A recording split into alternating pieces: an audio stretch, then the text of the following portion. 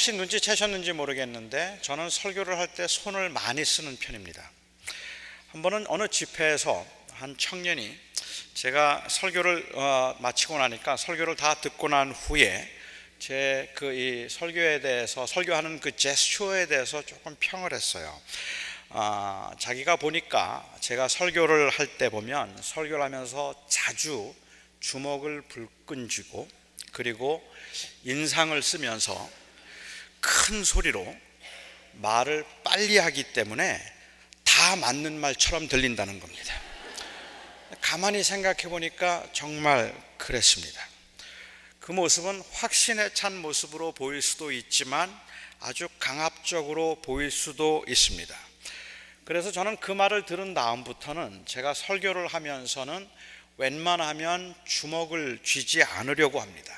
그 대신에 손을 펴서 당수하는 자세로 이제 그 당수하는 제스처를 제가 더 많이 쓰는 편인데, 그런데도 흥분을 하면 여전히 말이 빨라지고 그리고 목소리는 여전히 큽니다. 가끔 인터넷에 떠다니고 있는 제가 설교하는 그 사진 캡처를 보면 그 사진의 대부분이 제가 인상을 쓰고 있는 모습이라서 사실은 그 말을 듣고 난 다음에도 별로 변한 게 없는 것 같습니다. 여러분들이 잘 아시는 것처럼 사실 저는 굉장히 부드러운 남자인데 너무 부드러운 남자가 설교를 할 때면 너무 강한 이미지를 주는 것 같아서 오늘은 제가 한번 부드럽게 해보려고 합니다. 졸지 마시고 제 손동작에 너무 신경 쓰지 마셨으면 좋겠어요. 오늘 또 주먹을 쥐나 안 쥐나 그거는 안 보셔도 되리라고 생각을 합니다. 사람들은 말의 사실성이나 아니면 말의 논리보다는 그 말의 어조나 아니면 제스처에 의해서 현혹되는 경우들이 많습니다. 그러니까 요즘 세상에는 그 말이 사실인가 하는 것보다는 그 말이 정말 사실처럼 보이는가 하는 것이 더 중요한 겁니다. 저는 TV에서 광고를 볼 때마다 갖는 의문이 있습니다. 머릿결이 굉장히 좋은 여배우가 샴푸 광고를 하면서 그 금방 샤워하고 나온 듯한 이 머릿결, 그 머리를 한번 쫙 흩으면 그러면 물이 막 탁 튀는데 그 머릿결의 그 윤기를 보면 정말로 기가 막힙니다.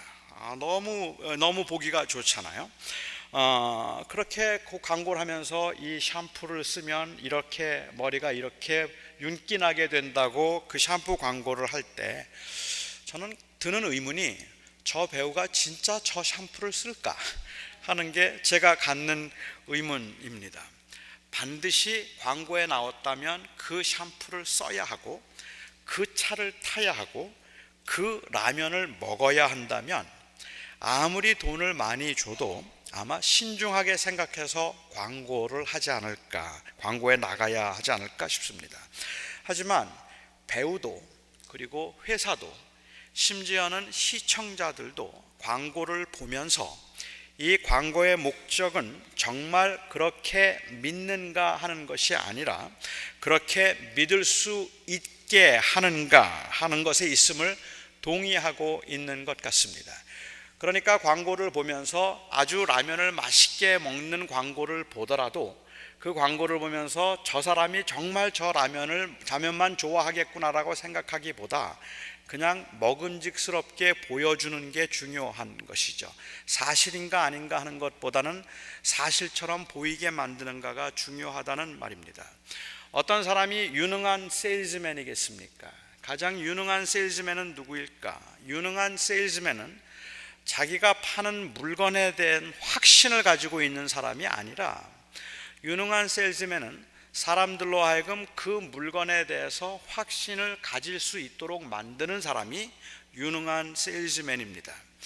유능한 세일즈맨은 아프리카에 가서도 부츠를 팔 수 있고 교회에 와서도 부적을 팔 수 있는 사람입니다. 유능한 세일즈맨은 사기꾼이라고 판명이 난 후에도 사람들을 모아서 장사를 할 수 있는 사람입니다. 이러한 그 유능한 세일즈맨식 사고가 교회에 들어와서 교회에서도 이런 목사나 이런 전도자들이 인정을 받는 것 같기도 합니다. 목사가 정말로 그것을 믿는가 하는 진실성보다는 어떻게 남을 믿을 수 있게 만드는가 하는 그 능력이 인정을 받고 있기 때문에 그렇습니다. 그러니까 유능한 목사는 교회에서도 부적을 팔 수 있는 사람이고, 기도 대신에 구슬하자고 해도 교인들이 따라올 수 있게 만들 수 있는 사람, 이런 사람들이 유능한 이 목회자들입니다. 저는 그래서 사람들의 마음을 움직여서 전혀 아닌 것임에도 불구하고, 자기는 그렇게 믿지 않는 것임에도 불구하고 다른 사람들을 움직이게 만들 수 있는 것이 유능하다는 것은 인정하겠는데, 정말 심각한 문제는 이런 유능한 목사가 좋은 목사라고 생각하는 것입니다. 옛날 헬라와 로마 시대에는 소피스트라는 직업을 가진 사람들이 있었습니다.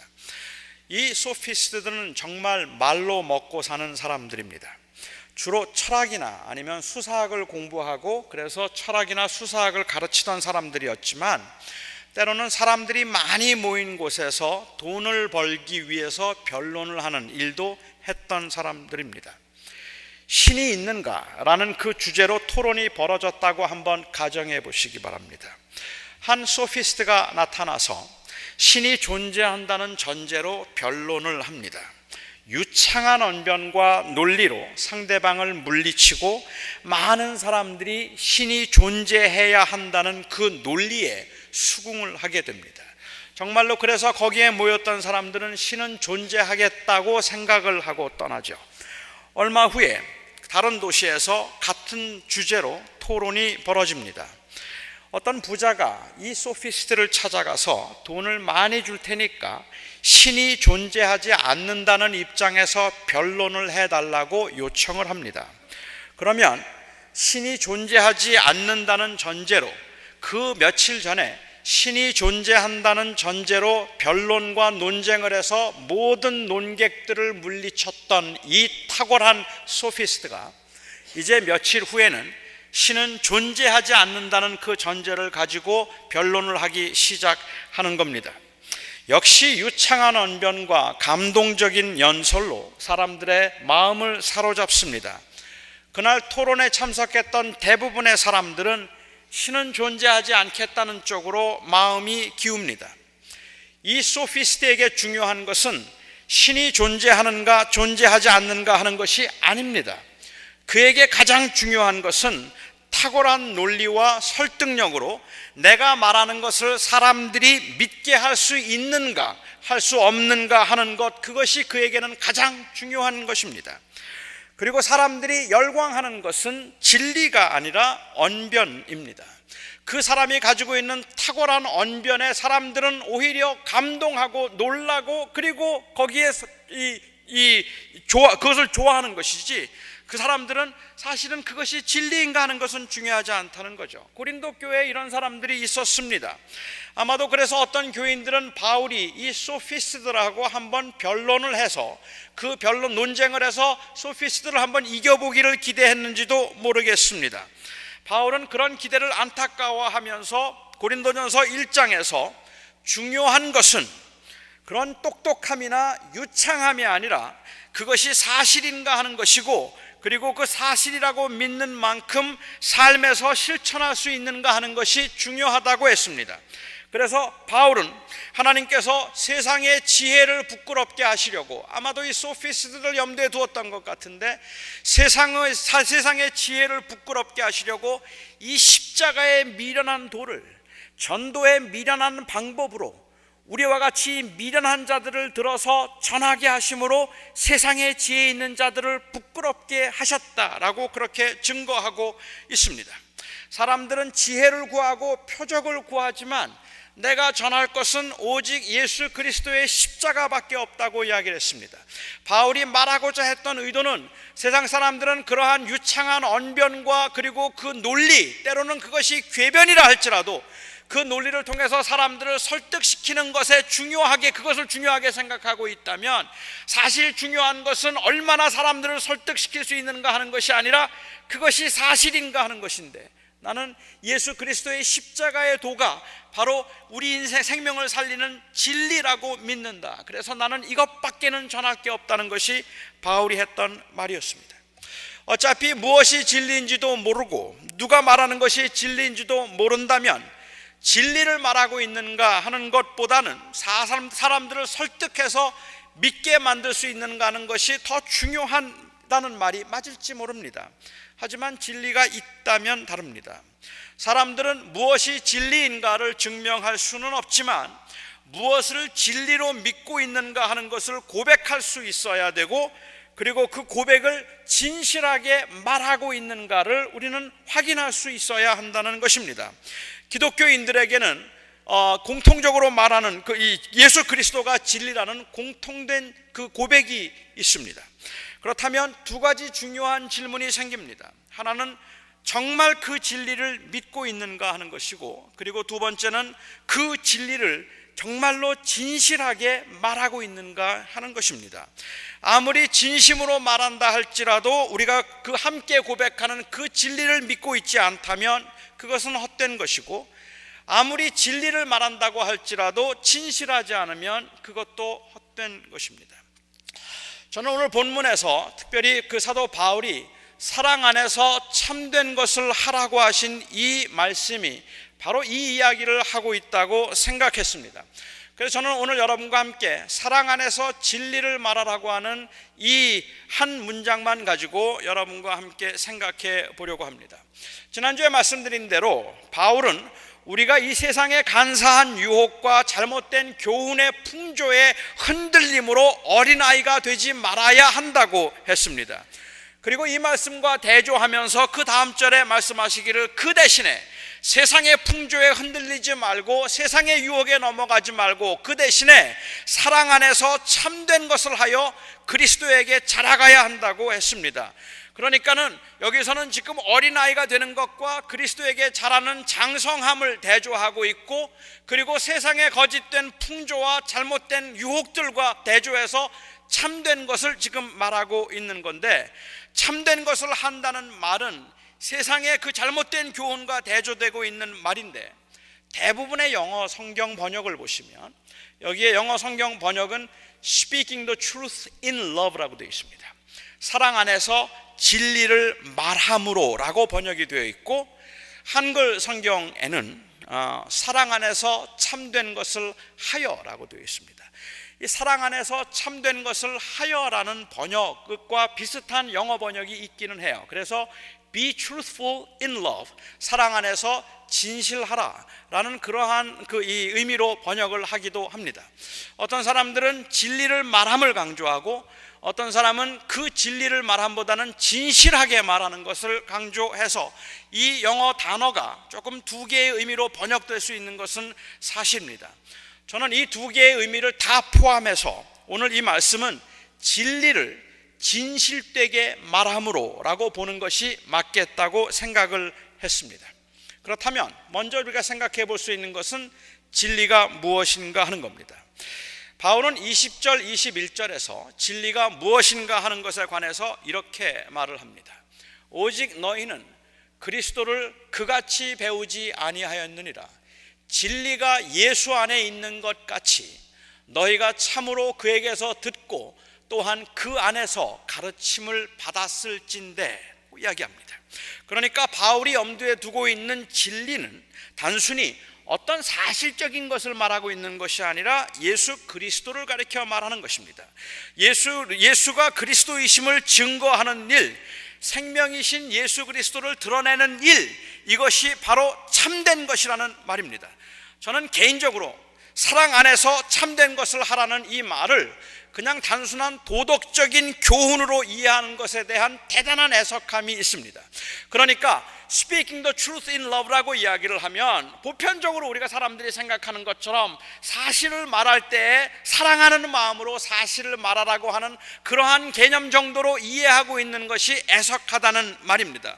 이건 단순히 그냥 바른 말을 할 때 바른 말을 해야 되는데 바른 말을 할 때 사랑으로 하라는 그러한 의미도 아니고 이 세상을 살아가면서 가져야 되는 현명한 처세술에 관한 이야기를 하고 있는 게 아니기 때문에 그렇습니다. 진리를 말하면 그리스도를 말함입니다. 예수 그리스도를 말하는 것이 바로 진리를 말함이라는 말입니다. 사람들이 믿든지 믿지 않든지, 다른 사람들을 설득할 수 있든지 설득할 수 없든지, 피조되었음에도 불구하고 하나님을 떠나서 자신이 인생의 주인인 것처럼 행복을 찾던 이 타락한 사람들이 이제 다시 창조주를 인정하고 그 안에서 진정한 의미와 행복을 찾기 위해서 하나님의 아들이신 예수 그리스도를 주로 모시면 영원한 생명을 얻게 될 것이라는 것이 바로 진리라는 말입니다. 이것이 저와 여러분이 믿고 있는 진리라서, 진리를 말하라면 우리는 이것을 말하는 겁니다. 인생은 허무하다는 것도 진리입니다. 그리고 모든 사람은 다 죽는다는 말도 진리입니다. 하지만 성경이 강조하는 궁극적인 진리는 결국은 그 허망함에 몸을 떨어야 하는 절망 중에도 있는 인간들을 살릴 수 있는 그 길은 오직 예수 안에 있다. 이것이 바로 진리입니다. 이것이 바로 그 성경이 말하고자 하는 진리라는 말입니다. 바울은 세상의 풍조를 따르지 말고 이 진리를 전하라고 이야기를 합니다. 환각과 망각을 통한 안정과 평안함밖에는 답이 없는 양, 진통제를 투여하지 말고 새로운 생명을 부여하는 치료제를 투여하라는 말입니다. 그럴듯한 변증들, 다른 사람들이 듣기에 설득이 될 만한 그럴듯한 이야기들, 심지어는 재산, 학위, 학벌, 쾌락, 지위, 이 모든 것들이 다 결국은 진통제라는 말입니다. 인생은 다 허무한 것이고 사람은 누구나 다 죽는 것인데, 어차피 사람이 죽는 것이라면 살아있는 동안에 평안함을 유지하거나 아니면 인생의 허무함을 알아서 아무런 욕심도 가지지 않고 그냥 적당히 그렇게 살아가는 것, 그게 바로 인생의 지혜라고 말한다면, 그래서 그것을 잊어버리도록 하기 위해서, 다른 것에 주목하도록 하기 위해서, 오히려 잠깐이지만 쾌락과 기쁨을 누리도록 하기 위해서 환각 증세와 망각 증세 가운데서 오히려 마음의 안정을 누리도록 하기 위해서 사람들에게 투여하고 있는 그 모든 것들이, 만일 치료제가 있다면 그것은 살인행위라는 말입니다. 치료제가 없다면 진통제가 너무 절실하고 필요하죠. 하지만 치료제가 있다면 다르다는 말입니다. 이 모든 사람들에게 오직 예수만이 살 길이다, 그가 부활이다, 그가 생명이며 그리고 또한 그가 진리다, 그 예수 그리스도를 믿음으로 예수 그리스도의 생명 되심을, 그리스도 되심과 생명 되심을 증거하는 것, 이것이 바로 진리이고, 그리고 교회는 그것을 말하는 곳입니다. 그래서 예수를 믿는 사람들에게 있어서 진리가 무엇이냐고 말하면 세상 사람들이 그것을 인정하지 않을 수 있습니다. 저는 설득시키지 못할지도 모른다 생각해요. 그런데 사람의 그 허망한 인생 가운데 길이 있습니다. 살 길이 있습니다. 하나님께서 살 길을 열어주셨습니다. 누구든지 예수 그리스도를 구주로 믿고 그리고 그에게 삶을 맡기면 그러면 살 수 있습니다. 이것이 바로 진리입니다. 그 아픔과 불안 그리고 그 불편이 얼마나 큰 것인지는 알지만, 가난한 사람들에게 부자가 될 것이라고 말하고, 병든 사람들에게 하나님이 고쳐주실 것이라고 말하고, 상심하고 상처받은 사람들에게 당신은 사랑받기 위해 태어난 괜찮은 사람이라고 말해주는 것도 필요하지만, 그렇게 말해주는 것이 위로가 되고 그리고 또한 힘이 되는 것도 사실이겠지만, 그것만 말하거나 아니면 예수를 그것을 위한 수단으로 말하면 치료제가 있음에도 불구하고 치료제를 주지 않고 진통제만 주는 살인행위를 교회가 하고 있는 거라는 말입니다. 아무리 그럴듯하고 아무리 유식하고 아무리 듣기 좋게 말을 해도 결국 그리스도 예수 안에 소망이 있고 생명이 있다는 말을 하지 않는다면 그건 속임수라고 바울이 지금 에베소 교회 교인들에게 말하고 있는 겁니다. 참된 것을 하라는 말은 진리를 말하라는 이야기입니다. 예수 그리스도 안에 생명이 있다는 말을 하라는 말입니다. 그냥 예수는 좋은 분이기는 한데 우리를 위로하시는 좋은 친구이고 좋은 그러한 동반자이고 우리와 함께 하시는 분이기 때문에 그 예수 그리스도께서 여러분들을 이 땅에 사는 동안에, 죽어서는 모르지만 이 땅에 사는 동안에 평탄하게 하실 것이고 행복하게 하실 것이고 만족하게 하실 것이고 여러분들의 모든 문제를 해결해 주실 것이니까 예수 믿고, 그리고 교회 봉사 열심히 하시고 헌금 많이 하면 하나님께서 복을 주셔서 여러분들의 삶을 형통하게 하실 것입니다 라고 말하는 것은 진리가 아닙니다. 진리는 예수 그리스도가 우리 인간의 궁극적인 문제를 해결하기 위해서 이 땅에 오셨음을 말하는 것이 바로 진리입니다. 교회는 이것을 말해야 합니다. 하지만 동시에 무조건 그리스도를 말함이 참된 것을 함이라고 하는 것도 무리가 있습니다. 너무 많은 사람들이 그리스도를 말하지만 진실해 보이지 않는 경우가 허다하게 많기 때문입니다. 바울이 말한 대로 우리가 그리스도에게 듣고 배운 대로 그리스도를 말하는 것이 아니라서 고난과 섬김, 희생, 그리고 영원한 나라에 대한 이야기는 하지 않고 성공과 안정에 관한 이야기를 할 때 저는 그렇다고 생각하고, 오히려 성경이 경계하고 있는 세상의 간사한 유혹과 잘못된 세상의 풍조를 그리스도의 이름으로 말할 때 예수의 이름을 사용하고 있기는 하지만 진실되지 않다는 생각을 하고, 삶 속에서 그 믿는 바를 드러내지 않고 있을 때 진실하지 않다는 생각을 합니다. 그래서 저는 참된 것을 하라는 이 말씀에는 진리를 참되게 하라는 의미가 포함되어 있다고 생각합니다. 진리가 그리스도라면 진실함은 윤리적인 것입니다. 진리가 신학적인 것이라면 진실성은 윤리적인 것입니다. 지난주에 저는 한국 교회의 문제는 이 신학의 부재라고 말씀을 드렸습니다. 예수 그리스도의 주되심을 온전하게 드러내고 증거하지 않는 것이 한국 교회의 문제라는 그러한 의미였습니다. 그리고 오늘 저는 덧붙여서 한국 교회에 또 다른 한 문제가 있다면 그것은 윤리성의 부재라고 감히 여러분들에게 말씀드리겠습니다. 복음의 증인으로 살아가며 윤리성을 배제할 수는 없는 겁니다. 무조건 예수를 믿기만 하면 되는 것이 아니라 그 예수를 믿어서 구원을 받는 것은 사실이지만 우리가 어떻게 복음의 증인으로 살아가야 하느냐 하는 그 문제에 있어서는 이 진리를 진실되게 말하는가 하는 것이 중요하다는 말이죠. 그러니까 이런 겁니다. 이미 예수님을 만나서 그리스도인이 된 사람들은 목사가 잘못해도 신앙을 버리지는 않습니다. 이미 진리이신 그리스도를 알기 때문에 그렇습니다. 그래서 하나님을 떠날 마음은, 예수님을 떠나거나 하나님을 떠날 마음들은 없습니다. 목사가 실수하거나 목사가 넘어진다고 해도, 아니 우리가 사람 보고 교회 간 것도 아니고, 그러니까 그냥 이 신앙을 저버리거나 이런 일들은 일어나지 않는다는 말입니다. 이런 분들이 요즘에 자주 하는 말이 예수는 좋은데 목사는 싫다, 아니면 하나님은 사랑하는데 교회는 부담스럽다, 이런 말들을 현대 교인들은 아주 자주 많이 합니다. 그러니까 주님은 여전히 사랑합니다. 그리스도가 진리임은 분명히 믿는다는 말입니다.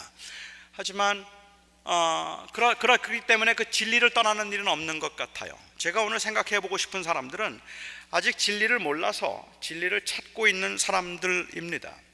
이분들은 진리에 대한 확신이 없기 때문에 진리를 믿는다고 말하는 사람들의 진실성을 봅니다.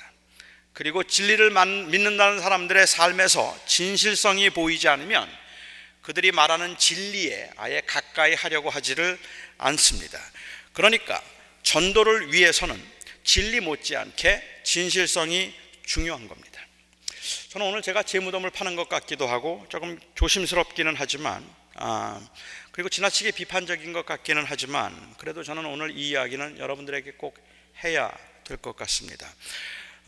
어쩌면 저 자신을 경계하기 위해서 하는 말일 수도 있을 텐데, 목사가 세상에서 욕먹는 짓을 좀 해도 사실 교인들의 신앙생활에는 별로 큰 지장이 없습니다.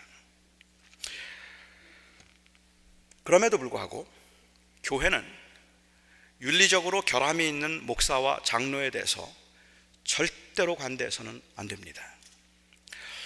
목사도 사람이라고 생각하면, 다 그럴 수 있다고 생각하고, 사람이라 그럴 수 있다고 생각하면 얼마든지 너그러울 수 있습니다. 목사도 사람이니까 유혹에 넘어가기도 하는 거고, 그리고 욕심을 갖기도 하는 거고, 목사가 사람이니까 실수도 할 수 있는 겁니다. 설교만 좋다면, 그리고 리더십만 괜찮다면, 그 사람들을 잘 관대하게 끌 수 있고, 그리고 설교를 탁월하게 잘할 수만 있다면, 윤리적으로 조금 흠이 있어도 이미 예수를 믿는 사람들은 솔직히 괜찮다는 말입니다. 그 목사의 설교가 좋아서 그래도 간간히 사람들이 위로를 받고 힘을 얻을 수만 있다면, 그렇다면 그가 윤리적으로 좀 부족한 것이 있고, 그리고 인격적으로 문제가 있기는 하지만 그럼에도 불구하고 괜찮은 겁니다. 교회는 크게 어려움을 당하지 않을 수도 있다고 생각할 수 있다는 말입니다. 교인들은 별로 흔들리지 않아요. 어차피 목사 보고 교회 생활하는 거 아니잖아요. 하나님 보고 교회 생활 하는 거니까, 목사가 좀 약하고 부족하고 흔들린다고 할지라도 설교만 좋다면, 그리고 리더십이 있어서 교회를 어지럽게만 하지 않는다면 좋다고 생각을 한다는 말입니다. 바로 이런 생각들을 하기 때문에 실제로는 그 목사가 얼마나 부도덕적이고 얼마나 윤리적으로 타락했든지 상관이 없이 설교가 좋은 사람들의 설교는 수많은 사람들이 듣는단 말입니다. 각곳에서 터져 있는 사람들이 설교가 힘이 되니까, 위로가 되니까, 그러니까는 그걸 들어요. 교인들은 그 목사가 얼마나 약하고 넘어졌는가에 의해서 흔들리는 사람들은 아닌 것 같다는 생각을 하게 됩니다. 어차피 교인들은 이미 진리를 아는 사람들이기 때문입니다. 그런데 말입니다, 이 교회가 복음을 전하고 예수 그리스도를 세상에 드러내야 하는 사명이 있다면, 지도자를 포함한 교인들의 윤리적인 결함은 아주 치명적인 것이 되는 겁니다. 진리를 안다고 말하지만 사실은 그 진리를 드러낼 수 있는 진실성에 결함이 생겼기 때문에 그런 겁니다. 사람들은 더 이상 들으려고 하지 않아요. 더 이상 사람들은 그 말을 듣고 싶어 하지도 않는다는 말입니다. 아예 관심이 없다는 말입니다. 아직 진리를 모르는 세상은 그 고백의 진실성을 보기 때문에 그렇습니다. 그러면 교회는 복음을 전해야 하는 중요한 사명을 감당하지 못하게 되는 겁니다. 그러니까 이 교회가 세상에서 진리를 말해야 하는 이 굉장한 사명을 소홀히 여기고 있기 때문에 목사와 장로들의 이 윤리적인 결함을 자기들끼리 눈 감아주려고 한다는 말입니다. 교회에 큰 어려움만 되지 않는다면 그냥 쉬쉬하려고 한다는 말입니다. 목사가 윤리적으로 타락했음에도 불구하고, 분명히 범죄했음에도 불구하고, 이 교회에서는 이 교회가 잘 크기 위해서, 어려움을 당하지 않도록 하기 위해서 그냥 눈 감아주고 덮어주어서 문제들을 해결하려고 한다는 겁니다. 그런데 그것들이 세상에 드러나는 순간부터 이 복음에 믿는다고 하는 그 진리의 진실성이 땅에 떨어지기 때문에 더 이상은 사람들은 그것을 진리로 듣지 않는다는 거죠. 저는 이것이 심각한 문제라고 생각합니다. 이번 주에 저는 존 카비라고 하는 과정신학자의 책을 한 권 읽었습니다. 이 존 카비라고 하는 아주 노령의 고령의 이 신학자는 워낙 과정신학자이고, 또 그래서 그 신학적인 입장에 대해서는 저는 동의할 수 없지만, 그가 그 책에서 한 말 가운데 많은 생각을 하게 했던 한 말이 있었습니다. 그는 종교가 무엇인가 하는 것에 대해서 분석을 하면서 그 종교에 대한 그 현상적인 분석 가운데 대부분의 종교인들은 언제나 우리와 그들을 구분한다는 겁니다. 그리고 대부분의 종교인들은 그들을 위해서 일하지 않고 우리를 위해서 일한다는 것입니다.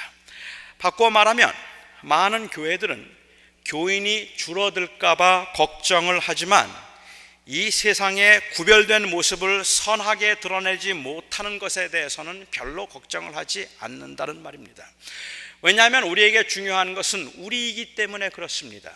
제가 어떤 짓을 하든지, 제가 도덕적으로 타락한 그러한 일들을 한다고 할지라도 이 교회 안에서 교인들이 흔들리지만 않는다면, 그리고 그 교회가 그것을 감추어서 흔들리지 않고 교회가 성장함에 별로 지장이 없다면, 교인들이 많이 떨어져 나가지 않는다면, 그렇다면 괜찮다고 생각을 한다는 말입니다. 정말로 걱정하는 것은 이 교회가 어려움을 당할까 봐 걱정하는 것이지, 그 일로 인하여서 예수 그리스도의 이름이 땅에 떨어지거나 아니면은 전도를 해야 되는 교회가 가지고 있는 그 본질적인 사명을 다하지 못하게 된 것에 대한 안타까움과 아픔이 없다는 겁니다. 교회가 분쟁이 나면, 그렇게 분쟁이 나서 싸우면 교인이 줄까 봐는 걱정을 해도, 그래서 진리이신 그리스도의 복음을 증거하는 진실성에 정말로 저 사람들이 예수를 믿는 사람인가, 어떻게 저 사람들이 복음을 아는 사람들인가라는 그 진실성에 엄청난 훼손이 되는 것에 관해서는 별로 염려하지 않는다는 것입니다. 저는 특히 한국 교회에서 이 복음 전파의 가장 치명적인 장애가 된 것은 지도자들의 윤리의 부재라고 생각하고, 교회가 너무 교회 자체의 유익만 생각해서 이 문제를 너무 가볍게 다룬 것이 저는 심각한 문제라고 생각합니다. 다시 말하면 교회가 단순히 진리를 말하지 않아서가 문제가 아니라 이 믿지 않는 세상이 보기에 그 진리를 진실하게 말하지 않아서 문제가 됐다는 말입니다. 이것을 진실하게 말하지 못하고 있다는 것에 대한 책임을 교회 지도자들은 통감해야 한다는 말입니다. 저는 그래서 감히 여러분들에게 정말로 이 발등을 찍는 말인 것 같기는 하지만, 그럼에도 불구하고 감히 여러분들에게 드릴 수 있는 말씀이 있다면, 제가 윤리적으로 결함이 있다고 생각될 때 여러분들은 엄격하셔야 합니다. 이 교회를 생각해서 이 교회가 잘 되도록 하기 위해서 지금 그래도 노 목사 잘못한 건 눈 감아 주어야 된다, 그게 이 교회는 유익한 거다라고 생각하시면 여러분들은 이 교회가 가지고 있는 중요한 사명을 놓치신 겁니다. 여러분들은 엄격하게 행함으로 이 교회가 말하고 있는 이 진리가 진실한 것이었음을 세상에 알려야 된다는 말입니다. 교회가 작아지고 교회가 어렵고 교회가 힘들어지는 것, 그것보다 훨씬 더 심각한 문제는 바로 우리가 말하는 진리의 진실성의 훼손이라는 것을 우리는 잊지 말아야 할 것입니다. 또 하나 생각해 보고 싶은 것은 이 진리를 진실하게 말할 때에도 사랑으로 해야 한다는 것입니다. 참된 것을 말하는 것도 어렵지만 참된 것을 사랑으로 말하는 것은 더 어렵습니다.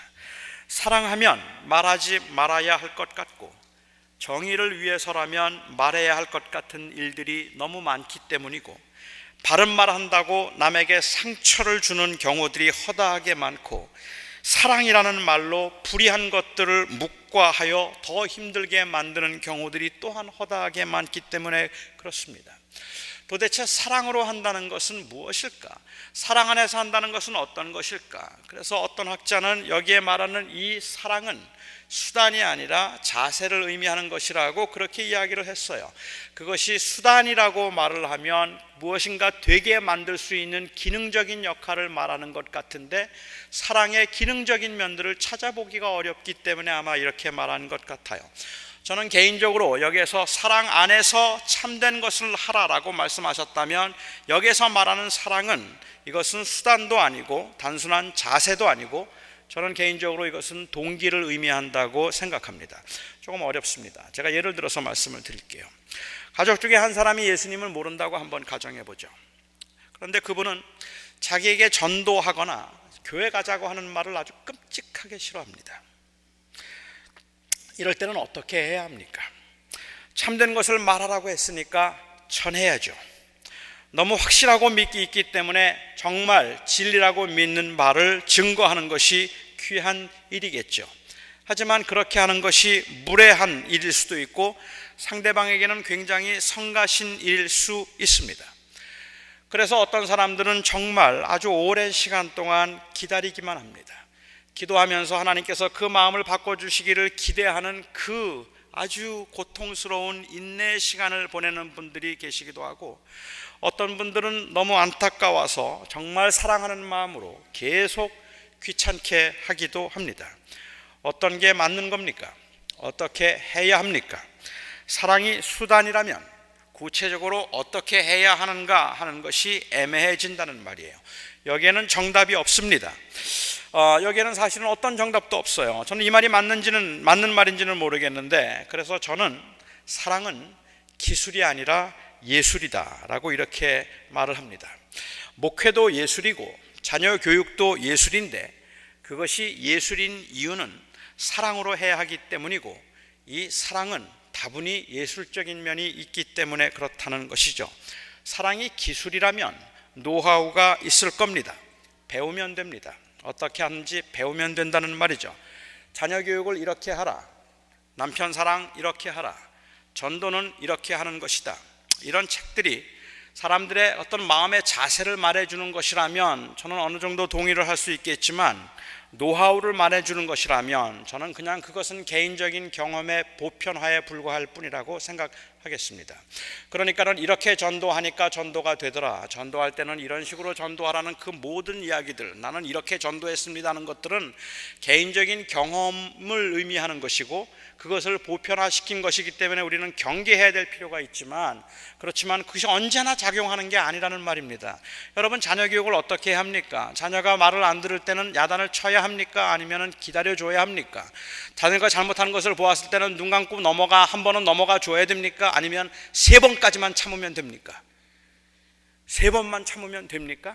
아니요, 어느 때는 4번을 참아야 될 때도 있어요. 어느 때는 한 번도 보면 안 될 때가 있다는 말입니다. 그런데 그걸 아무도 모른다는 거예요. 제가 말하고 싶은 것은 그 노하우를 말할 수 없기 때문에 이것은 기술이 아니라는 거예요. 그냥 참고할 수 있는 내용이 될 수는 있겠지만 그건 아니라는 거죠. 그러니까 사랑 안에서 참된 것을 말하라고 말하면 이것은 노하우에 관한 이야기를 하고 있는 게 아닌 것 같다는 말입니다. 사랑으로 하라는 말이 엄한 책망일 수도 있겠고 참고 기다리라는 의미일 수도 있을 겁니다. 사랑으로 하라는 말의 의미가 이거는 말을 하지 말라는 의미일 수도 있겠고 적극적으로 말하라는 의미일 수도 있을 거라고 생각합니다. 그런데 이 사랑이 수단이 아닌 동기라는 말씀은 복음을 전하고 복음을 살 때에 중요한 것은 그것이 내 의를 드러내려고 하는 것이 아니라 바로 그리스도의 사랑이 원인이 되어야 한다는 말이라는 거예요. 무엇이 동기인가라고 물으면 그것은 바로 예수 그리스도의 사랑이어야 한다는 말입니다. 그리스도의 사랑 때문에 내가 참고, 그리스도의 사랑 때문에 내가 말하고, 그리스도의 사랑 때문에 내가 전도를 하고, 예수 그리스도의 사랑 때문에 내가 절제를 하는 것이라는 그 사랑이 동기가 되라고 해서 사랑 안에서라는 말을 하는 것이죠. 바울은 이 22절까지 끝나는 동안에 3번에 걸쳐서 사랑 안에서라는 이야기를 계속 강조하고 있는데, 그가 사랑 안에서라는 것을 강조할 때마다 그가 하고 싶었던 말은 예수 그리스도의 사랑 안에서라는 말이에요. 이것이 바로 우리가 말해야 되고 우리가 행해야 되는 동기라는 말입니다. 왜 진실해야 합니까? 왜 진리를 말해야 됩니까? 그것은 바로 우리가 받은 사랑 때문이어야 된다는 말입니다. 이것이 우리를 드러내기 위한 동기가 목적이 되어서는 안 된다는 말입니다. 다시 말씀드립니다. 우리가 전도를 해야 되는 궁극적인 목적이 있다면 그 전도를 함으로 인하여서 그 영혼을 주님께 인도하고 교회로 인도해서 교회가 부흥하도록 하기 위해서 하는 것이 아니라는 말입니다. 우리가 그렇게 해야 되는 이유는 우리가 받은 그 감당할 수 없는 그 은혜와 사랑 때문이라는 말이에요. 그것이 우리에게는 동기가 되어야 하는 겁니다. 한번 허슨 테일러는 중국 선교를 했던 유명한 선교사, 여러분도 다 아실 겁니다. 허슨 테일러는 중국에 선교를 가고자 해서 선교 지망생들에게 항상 물었던 질문이 있답니다. 선교사들이 선교를 가겠다고 하면 언제나 물었던 질문이 왜 선교를 하려고 합니까? 왜 선교사가 되려고 합니까? 라고 물었습니다. 그 당시는 굉장히 복음이 어떤 이 부흥 전성기였다고 말할까요? 그러한 그 영적으로 상당히 많은 사람들이 헌신할 때였기 때문에 왜 선교사가 되려고 합니까? 라고 물으면 어떤 젊은이들은 대답하기를 이 일이 가장 보람된 일이기 때문입니다. 어떤 사람들은 말하기를 중국에 있는 그 잃어버린 영혼들이 너무 불쌍하기 때문입니다. 그 영혼들이 너무 불쌍해서, 아니면은 이 일이 가장 인생에 의미 있고 보람된 일이라서 선교를 하겠다고 말하면 허슨 테일러는 그를 선교사로 파송하는 것을 권하지 않았다고 그렇게 이야기를 해요. 왜냐하면 그가 경험한 바대로 그런 이유에서라면 낙심하고 상처받을 일이 너무 많기 때문에 그렇다는 말입니다. 왜 선교를 가라고 합니까? 거기에 가장 허슨 테일러가 원했던, 아니 어쩌면 그가 경험했던 가장 분명한 동기는 예수 그리스도께서 나를 사랑하셨기 때문에, 그 사랑 때문에 나는 가고 싶습니다. 이 사랑이 식으면 진리를 말함도 진실하게 말함도 우리가 감당할 수가 없다는 말입니다. 그래서 저는 사랑 안에서 진리를 말하라는 이 말의 의미가 그냥 사랑으로 진리를 말하라는 수단을 의미하고 있는 것이 아니라 사실은 예수 그리스도의 사랑 때문에, 그 은혜 때문에 진리를 말하고 진실하게 말하라는 그 말씀이라고 저는 생각합니다. 이것이 바로 교회에 주어진 사명이기 때문에 그렇습니다. 저는 우리 한길교회가 진리를 말하는 교회, 진리를 믿는 교회이기를 바랍니다. 그런데 우리 한길교회가 이 진리를 말하고 그리고 진리를 믿기 때문에 우리는 그것을 진실하게 말하는 교회일 수 있기를 바랍니다. 그렇게 진실하게 말할 수 있는 이유가 무엇이냐고 말하면, 그래야 교회가 부흥하기 때문이 아니라 우리가 받은 은혜 때문에 그렇습니다. 그 그리스도의 사랑이 그것이기 때문에 그렇습니다. 기도하겠습니다.